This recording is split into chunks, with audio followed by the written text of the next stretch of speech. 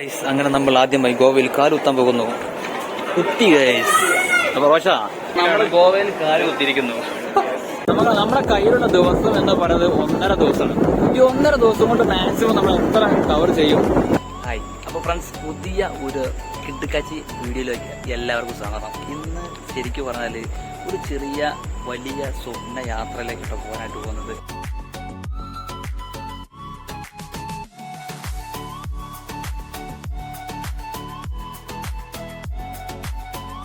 അപ്പൊ നിങ്ങൾക്ക് റെന്റ് വേണമെങ്കിൽ അപ്പൊ ഓക്കെ. നമ്മൾ ഉടുപ്പിയിലെത്തിയിരിക്കുകയാണ്. ഉടുപ്പിയിൽ ഏകദേശം 6:30 സമയം നമ്മൾ പോകുന്നു ഗോവയിലേക്ക്.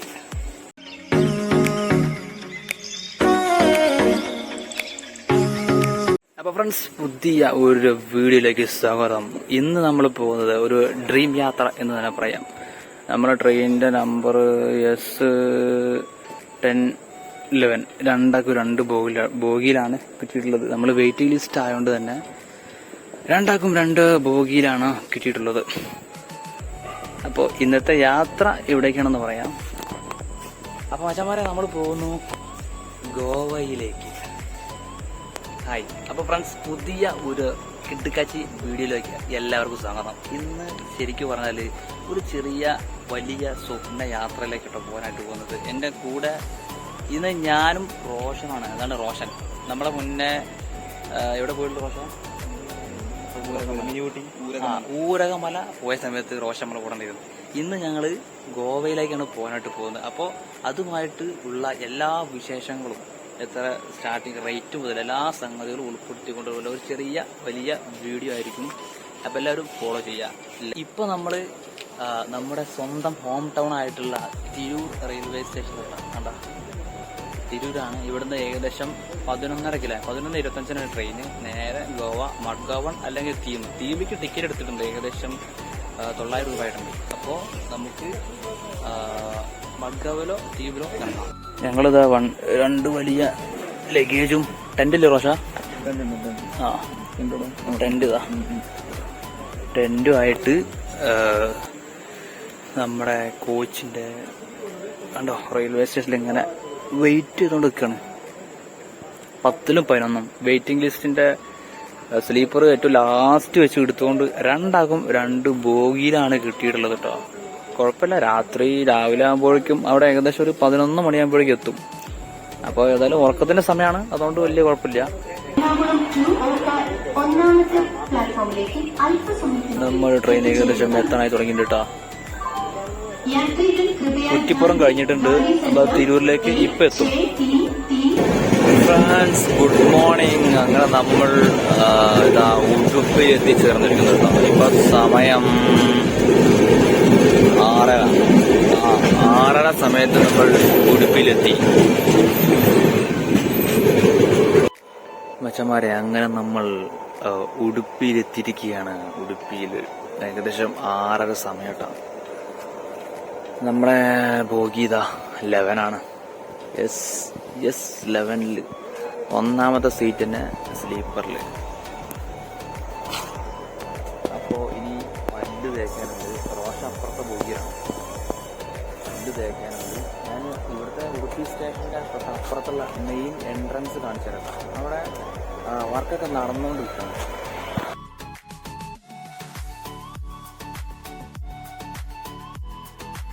ഇതാണ് ഉടുപ്പി സ്റ്റേഷൻ.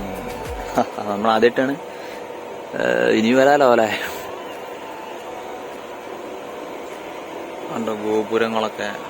ഒരു ഗോപുരം പോലെയുള്ള അമ്പലത്തിൻ്റെ ഒക്കെ ഒരു ടൈപ്പാണ് കേട്ടോ അവിടുത്തെ റെയിൽവേ സ്റ്റേഷൻ്റെ എൻട്രൻസ് എന്ന് പറയുന്നത്. പിന്നെ വർക്ക് നടന്നുകൊണ്ടിരിക്കുകയാണ്.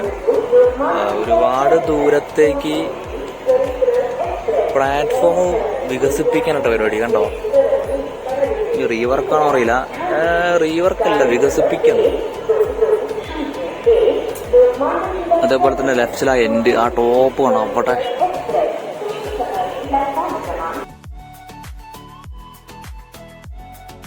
ഓക്കെ.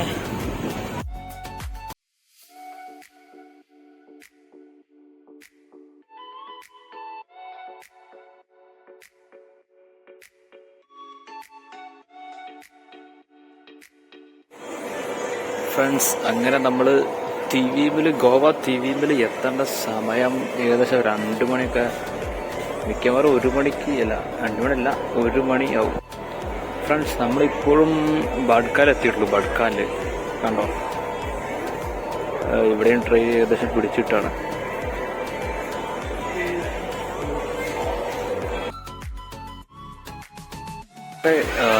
റോഷൻ അവിടെ സൈഡായിട്ട് കേട്ടോ.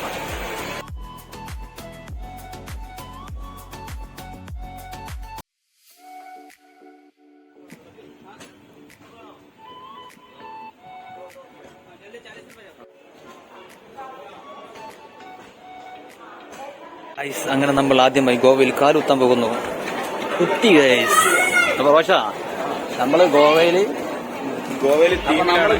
കാല് കുത്തിയിരിക്കുന്നു. എങ്ങനെ ഗോവയിലെ തീമിലെത്തി, അതുമായിട്ട് ബന്ധപ്പെട്ട എല്ലാ വിവരങ്ങളും പിന്നീട് പറയാം. ഇപ്പൊ ഞങ്ങൾക്ക് ട്രെയിനെ പറ്റി, ട്രെയിനിന്റെ അവസ്ഥ ഒക്കെ പറയാം. വളരെ മോശമാണ്. നമ്മളാദ്യം ഇപ്പൊ നമുക്ക് റെന്റിന് ബൈക്ക് എടുക്കണം. അതെടുത്തിട്ട് ഭക്ഷണം കഴിക്കണം. അപ്പൊ ഏകദേശം ശനിയാഴ്ച ഉച്ച സമയത്തുണ്ടാവും ട്രെയിന്. 1 മണിക്കൂർ 20 മിനിറ്റ് ലേറ്റാണ്. എറണാകുളം ഓഗ എക്സ്പ്രസ്. അപ്പൊ 2 മച്ചന്മാരെ നമ്മൾ പരിചയപ്പെട്ടിട്ടുണ്ട്. ഒരു ഫ്രണ്ടിലത് പോണേ. അപ്പൊ നല്ല കമ്പനി ആയിരുന്നു, അടിപൊളിയായിരുന്നു. അപ്പൊ ഇതാണ് തീം റെയിൽവേ സ്റ്റേഷൻ. നോർത്ത് ഗോവയിലെ മെയിൻ സിറ്റിയാണ് തീം റെയിൽവേ സ്റ്റേഷൻ. ഇനി നമുക്ക് ഫുഡ് കഴിച്ചിട്ട് ആദ്യം വണ്ടി റെന്റെടുക്കണം. അത് കഴിഞ്ഞിട്ട് ഫുഡ് കഴിക്കണം. ഫുഡ് കഴിഞ്ഞിട്ട് ബാക്കി പരിപാടികൾ. അപ്പൊ എല്ലാവരും wait and see. Wagah railway സ്റ്റേഷനെ കഴിഞ്ഞിട്ട് നമ്മള് ഒരുപാട് റെയിൽവേ സ്റ്റേഷൻ ഇറങ്ങി കഴിഞ്ഞാൽ തന്നെ ഒരുപാട് ഹോട്ടലുകൾ കാണാം.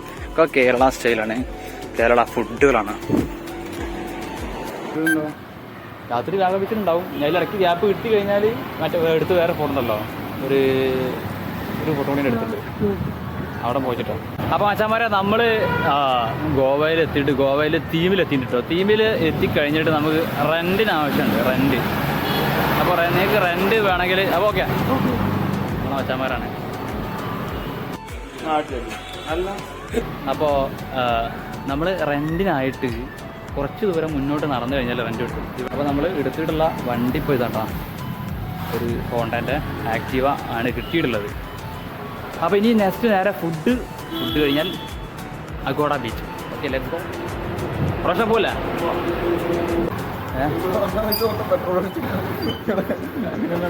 Okay, let's go. അപ്പോൾ നമ്മൾ ഗോവയിലെത്തിയിട്ട്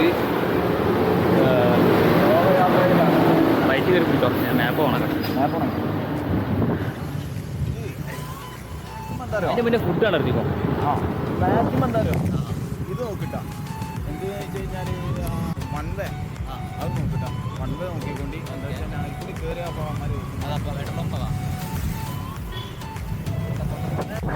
അപ്പൊ ഇനി നമുക്ക് പെട്രോൾ അടിക്കണം കേട്ടോ. ഇവിടെ HP അല്ല, ഭാരതിന്റെ ഒരു പമ്പ് കാണും.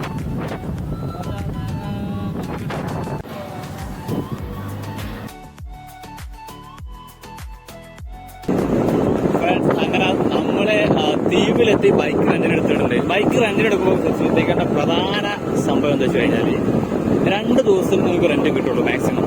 2 day and above you can drive for a bike. അപ്പോൾ നിങ്ങൾ ചെയ്യേണ്ടത് 1 ഡേ ബൈക്ക് കിട്ടും. അത് കിട്ടുന്നത് കുറച്ചുകൂടെ മുന്നോട്ട് നടക്കുക, കുറച്ചുകൂടി അന്വേഷിച്ച് കഴിഞ്ഞാൽ 1 ഡേ കിട്ടും. 1 ഡേ എടുക്കുമ്പോൾ 2 ദിവസത്തെ ഡിപ്പോസിറ്റ് അടക്കം അവർക്ക് പേയ്മെന്റ് ചെയ്യേണ്ടതുണ്ട്. നമ്മൾ വണ്ടി റിട്ടേൺ കൊടുക്കുന്ന സമയത്ത് ആ ഡിപ്പോസിറ്റ് തിരിച്ചു തരണം. അപ്പൊ ഇപ്പൊ നമ്മൾ അഗോഡ ഫോർട്ടിലേക്ക് ഫോർട്ടിലേക്ക് എത്തുന്നതിന് മുന്നേ ഫുഡ് കഴിക്കുന്നതിന്റെ ഹോട്ടൽ കണ്ടു കഴിഞ്ഞാൽ പിന്നെ റോഷ എന്ത് ഫുഡാ കഴിക്കുക? അതുപോലെ നമുക്ക് നമ്മളെ നാടൻ വെച്ചാണ്ട് കീച്ച നാടൻ ഫുഡ്.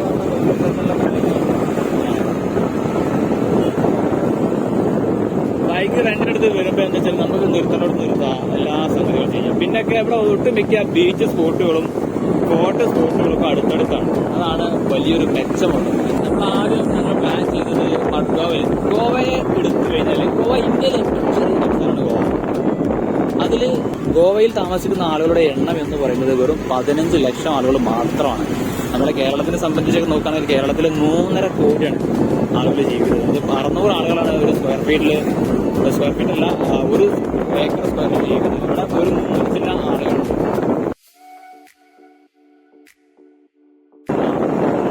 നമ്മള് എണ്ണ അടിച്ചപ്പോൾ തന്നെ പെട്രോളിന് 96 രൂപ മാത്രമാണ് ഉള്ളത്. അപ്പോൾ 1 ലിറ്ററോ 2 ലിറ്ററോ കൂട്ടി അടിച്ചാൽ യാതൊരുവിധ കുഴപ്പമില്ല. പിന്നെ നമ്മൾ ഈ ഇടയ്ക്കിടയ്ക്കിന് അടിക്കാൻ കേട്ടോ. ഇപ്പോൾ റോഷന് ഇതാ ബൈക്കായിട്ട് നിൽക്കണം. നമുക്ക് ഫുഡ് കണ്ടെത്തണം കേട്ടോ. അതിനൊരു ചെറിയ ഹോട്ടൽ നോക്കണം. ഗോവയിലേക്ക് വരുമ്പോൾ നിങ്ങൾ മെയിനായിട്ട് ശ്രദ്ധിക്കുന്ന ഒരു കാര്യം, ഗോവയിലെ 2ആയി തിരിച്ചിട്ടുണ്ട്. അതായത് നോർത്ത് ഗോവ, സൗത്ത് ഗോവ എന്നിങ്ങനെയാണ്. ഇവിടെ ഏറ്റവും പ്രധാനമായിട്ട് എൻജോയ്മെന്റ് നടക്കുന്ന സ്ഥലം തീർച്ചയായിട്ടും നോർത്ത് ഗോവയിലാണ്. അതായത് നിങ്ങൾ വരുമ്പോൾ കേരളത്തിൽ നിന്ന് വരികയാണെങ്കിൽ തീമിൽ ഇറങ്ങണം. തീമിൽ ഇറങ്ങിയിട്ട് ഇതുപോലെ ബൈക്ക് റെന്റ് എടുക്കുക, പോവുക. ആഘോഷങ്ങളൊക്കെ നമ്മൾ വീഡിയോയിലാക്കി കാണിക്കുന്നതായിരിക്കും. വഡ്ഗാവിൽ ഇറങ്ങുകയാണെങ്കിൽ കുറച്ച് സ്പോട്ടുകൾ മാത്രമേ ഉള്ളൂ. ബീച്ച് ഏരിയ ഒക്കെ ഉണ്ട്. പക്ഷെ ബീച്ച് ഏരിയയിൽ എൻജോയ്മെന്റ് കൂടുതലുള്ള സ്ഥലം തീർച്ചയായിട്ടും അത് ദ്വീപിലാണ്. ദ്വീപിലെ വാഗ ബീച്ച്, അത്തരത്തിലുള്ള ഒരുപാട് ബീച്ചുകളുണ്ട്. ആദ്യം നമുക്ക് 1-2 ഫോട്ടോകൾ കവർ ചെയ്യാം. നമ്മുടെ കയ്യിലുള്ള ദിവസം എന്ന് പറയുന്നത് 1.5 ദിവസമാണ്. ഈ 1.5 ദിവസം കൊണ്ട് മാക്സിമം നമ്മൾ എത്ര കവർ ചെയ്യും എന്ന് ഈ വീഡിയോയിലൂടെ നിങ്ങൾക്ക് മനസ്സിലാവും. ഇതിപ്പോഴേ നമ്മളെ ഗോവയിൽ വന്നിട്ട് നമ്മൾ കേരളത്തിലേത് പോലെ തന്നെ കേട്ടാ. നമ്മളെ തിരൂരുണ്ടല്ലോ, പുത്തനത്താണി ആദവനാട് റോഡ്, ആ റോഡിലൂടെ ഒക്കെ പോകുന്ന ഒരു ഫീലിംഗ് ആണ് ഈ റോഡൊക്കെ കാണുമ്പോൾ. പിന്നെ ഇതുപോലുള്ള 1-2 വീടുകളൊക്കെ കുറച്ച് വെറൈറ്റിയാണ് കേട്ടാ. കറക്റ്റ് കേരള, പക്കാ കേരള.